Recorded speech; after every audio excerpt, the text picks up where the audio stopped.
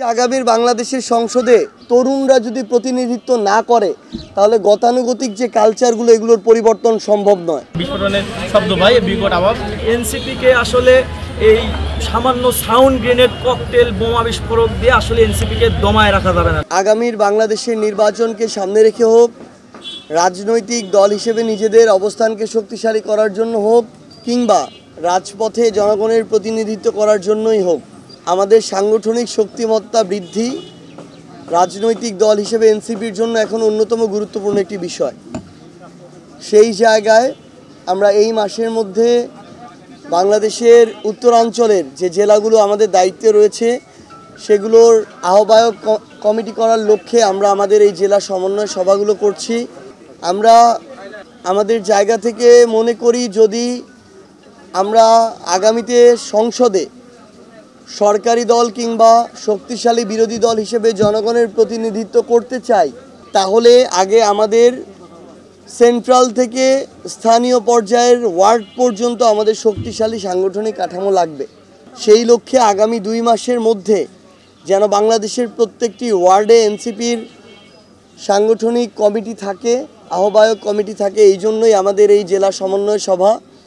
আমরা আজকে আমাদের নেতাকর্মীদেরকে এবং জেলা উপজেলার সমন্বয় কমিটিতে যারা আছেন তাদেরকে প্রয়োজনীয় দিক নির্দেশনা দিব। এই বিষয়ে আমরা আশা করছি খুব দ্রুততম সময়ের মধ্যে আমরা বাংলাদেশের প্রত্যেকটি ওয়ার্ডে এনসিপির আহ্বায়ক কমিটি দেখতে পাব। পাশাপাশি আমরা মনে করি যে আপনারা যদি দেখে থাকেন যে বিগত সময়ে বিএনপি যখনই সরকার গঠন করেছে এটা একটা জোট সরকার ছিল।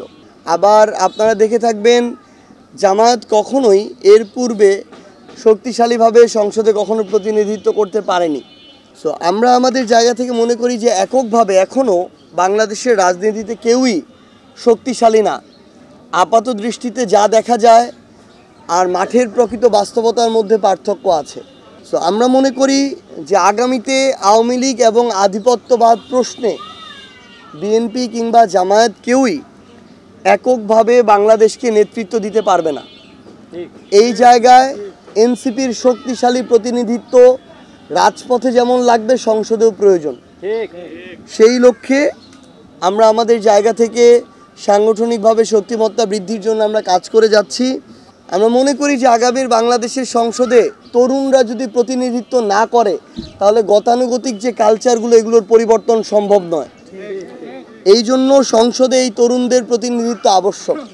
এনসিপি আমাদের জায়গা থেকে স্পষ্টভাবে যারা ওই আকাঙ্ক্ষাকে ধারণ করে কাজ করবে, যারা জুলাই সনদকে বাস্তবায়ন করার জন্য কাজ করবে, যারা খুনিদের বিচারের জন্য আজকে থেকে 2, 4, 5 বছর পরেও কাজ করবে, তাদের সাথে আমরা একসাথে ঐক্যবদ্ধভাবে আগামীতে যে কোনো সিচুয়েশনে আমরা কাজ করব। তবে আমরা শুধুমাত্র কখনো সংসদ কিংবা নির্বাচন কেন্দ্রিক আমাদের এই কাজ সীমাবদ্ধ থাকবে না। আসনের মধ্যে আমাদের চিন্তা সীমাবদ্ধ থাকবে না। আমাদের চিন্তা বাংলাদেশ এবং বাংলাদেশের মানুষের স্বার্থকে প্রাধান্য দিয়ে সবসময় কাজ করবে।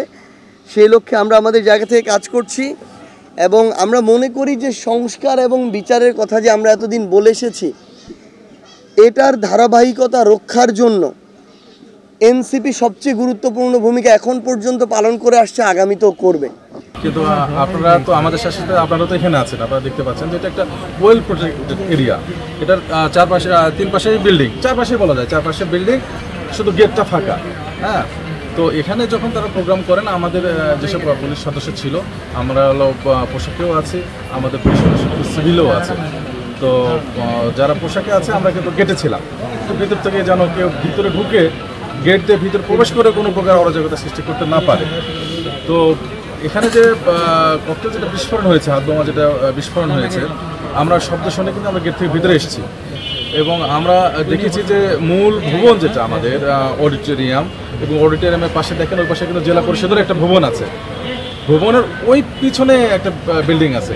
তো এখানকার একজন আমি প্রত্যক্ষদর্শী আমার কাছে বলেছে, সেটা তার ভাষ্য যে ওই বিল্ডিং থেকে সে থ্রো করেছে। তো ওটা তো আসলে পিছন পাশের একটা বিল্ডিং। বিস্ফোরণের শব্দ ভাই বিকট আওয়াজ। তো আমাদের ওখান থেকে কাউকে বেরোতে দেবে না, কারণ প্রোগ্রাম আমাদের এখানে আপনার চলমান।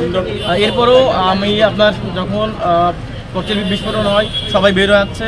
এনসিপিকে আসলে এই সামান্য সাউন্ড গ্রেনেড, ককটেল, বোমা বিস্ফোরক দিয়ে আসলে এনসিপিকে দমায় রাখা যাবে না। কারণ এনসিপি এমন একটা রাজনৈতিক দল, আপনাকে এখানে বুঝতে হবে এই রাজনৈতিক দলে কারা কারা কাজ করতেছে, কারা কারা নেতৃত্ব দিচ্ছে।